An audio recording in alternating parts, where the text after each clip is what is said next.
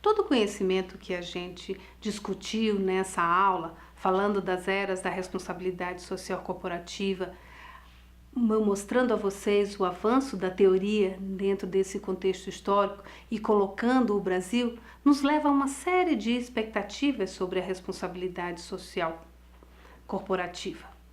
As empresas, quando elas se engajam em ações sociais, elas serão recompensadas com um bom nome? Elas terão vantagem competitiva, lucratividade e sustentabilidade corporativa? Lembra que o atual momento é de globalização, de discussão sobre a sustentabilidade, sobre os impactos do homem, os impactos da empresa num nível global que vai afetar todos os países, numa discussão do futuro que queremos. E aí, no futuro que queremos, qual é a posição da empresa? Será que ela deve investir em ações sociais? Será que ela deve tirar o foco da ação econômica, de produzir bens e serviços e passar a interagir com a sociedade?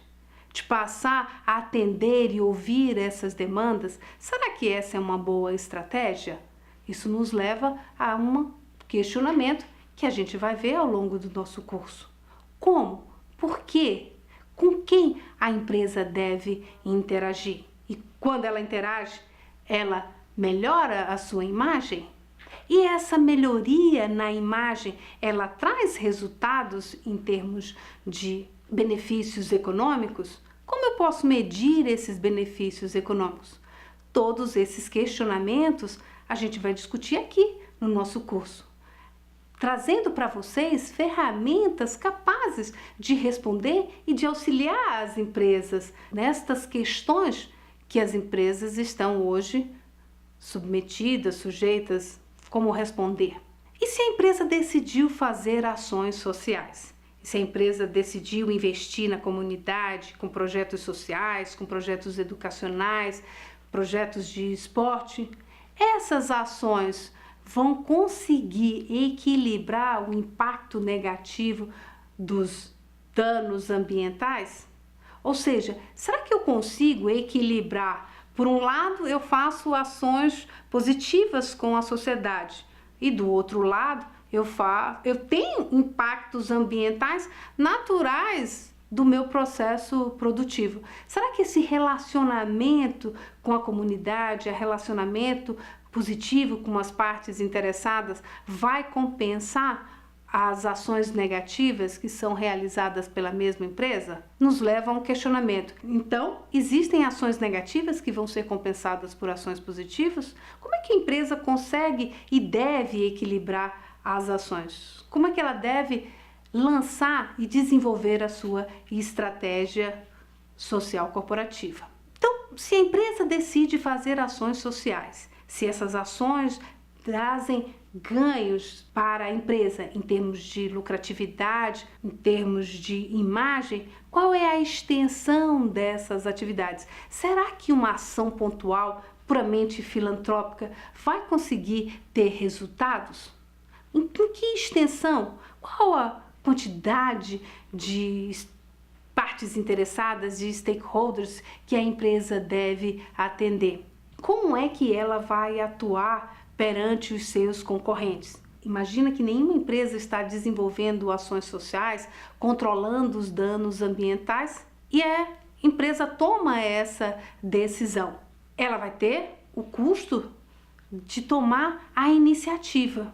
Será que a sociedade vai estar preparada para entender a ação e ela vai ter vantagens competitivas perante os seus concorrentes? Ou é melhor ficar esperando, vendo o que as outras empresas, como o movimento das outras empresas, para daí tomar as iniciativas? E nesse papel todo, onde está o governo?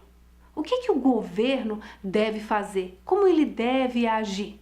Você imagina um governo brasileiro aumentando as exigências trabalhistas, enquanto em outro país a mesma empresa opera sem exigências trabalhistas? O que é que isso vai acontecer? vai reduzir o custo. E nesse contexto, será que as empresas ganham competitividade? Será que essas ações têm um impacto financeiro positivo, enquanto as outras empresas não estão tendo esse investimento? Então, nos leva a questionamentos que a gente vai tentar responder aqui no nosso curso. Uma outra questão importante é: por que implantar a responsabilidade social corporativa? Existe um risco significativo no engajamento com ações sociais corporativas? Será que a empresa, quando inicia investimentos sociais, quando inicia o desenvolvimento de ações sociais, ela não acaba aumentando as expectativas da comunidade? Qual é o limite? A quem cabe proporcionar esse estado de bem-estar social? Como o governo deve estabelecer os limites para a atuação das empresas? Então, precisamos encontrar as respostas de por que implantar a responsabilidade social corporativa. E nessa implantação da responsabilidade social corporativa, será que precisamos de uma nova teoria da firma que avance do tradicional modelo de eficiência econômica? Será que precisamos de um modelo onde os benefícios econômicos que antes estavam restritos aos acionistas, como esses benefícios devem ser distribuídos para outras partes interessadas? Isso nos leva a uma necessidade de desenvolver uma estratégia social corporativa. Quais são as regras em diferentes países? Como uma empresa atuando na África, atuando na Europa, nos Estados Unidos e no Brasil, como essa empresa deve desenvolver sua estratégia? A mesma estratégia na Europa sendo aplicada na África? Existem demandas diferenciadas. A empresa precisa estar atenta e precisa desenvolver ações dentro de um ambiente de legitimidade. Essas ações precisam ser legítimas e a sociedade precisa reconhecer como ações que vão gerar benefício para a comunidade, para a sociedade. Então, a implantação da responsabilidade social corporativa nos leva a um questionamento. Agora a empresa vai se engajar em ações desinteressadas, ações altruístas, e elas vão ser divorciadas do pensamento de lucro? Eu saio da ideia de uma empresa que gera benefícios econômicos para uma empresa filantrópica? Não, não é isso que a gente quer.